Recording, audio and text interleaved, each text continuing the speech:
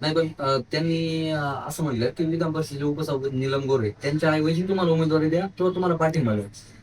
नीलम गोरेंच्या कामाकडे कसं पाहताय? नीलम गोरे कान वाटतं काम करतात, पाठीमागे 24 वर्षांपासून नीलम गोरे आमदार आहे. हा प्रश्न होता पहिला, नीलम गोरे कुणाकडे कामाला होत्या? उद्धव ठाकरे. बरोबर. आणि उद्धव ठाकरेंचे माझे काही संबंध आहे हे सगळ्या महाराष्ट्राला माहिती आहे. ते माझे बंधू आहे. म्हणजे आदित्यची निवडणूक मी लढलो तरी मातोश्री अधिकृत आणि उद्धव ठाकरे यांनी कुठलंही स्टेटमेंट माझ्या विरोधात दिलं नव्हतं. आता त्यांच्याकडे ती असलेली काही बोंबलणारी कुत्रे आहेत, पण त्याच्यामध्ये कोण कुठं आहे, कोण कुत्र आहे त्यांचं, ते त्यांचं त्यांनी ठरवावं. मी कुणाचं नाव घेतलं नाही.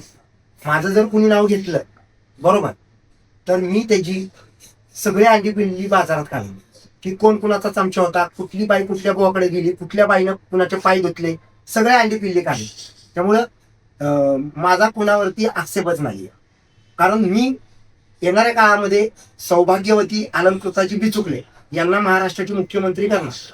पण जर अशा काही बाई असतील ज्या बुवांबरोबर घाणेरडं कृत्य करत असतील, माझ्या माता भगिनींना बुवांकडे नेत असतील, आणि मग त्या कुणीही असू दे, मला कोणाचं नाव घ्यायचं नाही, घाणेरड्या स्त्रियांचं कुठल्या, पण त्यांना योग्य वेळेला योग्य वटणीवर आणण्यासाठी राज्याच्या उपमुख्यमंत्री असलेल्या आमच्या वहिनी सुनेत्रा पवारांना सुद्धा मी सूचना करतो की तुमच्याही पक्षामध्ये ते असतील, उद्धव ठाकरेंच्या पक्षात कुणी असेल किंवा एकनाथ कुणी असेल, त्यांना पहिल्यांदा तुमच्या पक्षातनं बाजूला करा आणि जेलमध्ये टाका.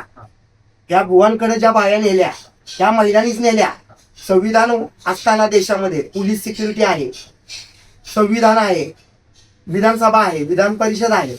मग अशाच सगळा गदारोळ जो चाललाय या सगळ्या महाराष्ट्राला नवीन दिशा आणि दशा देण्यासाठी वरिष्ठ मंडळामध्ये म्हणजे विधिमंडळामध्ये, विधान परिषदेमध्ये मी पाहिजे. आणि ह्याच्यासाठी प्रातिनिधिक आवाज जर कोणी उठवलाय तर त्यांना सुद्धा तुम्ही मानलं पाहिजे, तृप्ती देसाईंना. कारण त्या बोलतायत ना, लोकशाही आहे. तृप्ती देसाई कुठल्याही बुवाकडे गेलेलं नाही, कुठल्याही त्यांनी अजून तरी माझ्या कानावर आलं नाही की त्यांनी वाईट कृत्य केलं. त्यांनी जे मांडलेलं मत आहे तर त्या अनुषंगानं चर्चाला जे उदाहरण आलं, त्यामुळे ह्या सगळ्या गोष्टी घडतायत. तर येणाऱ्या काळामध्ये आपण त्या सगळ्या गोष्टी बघू.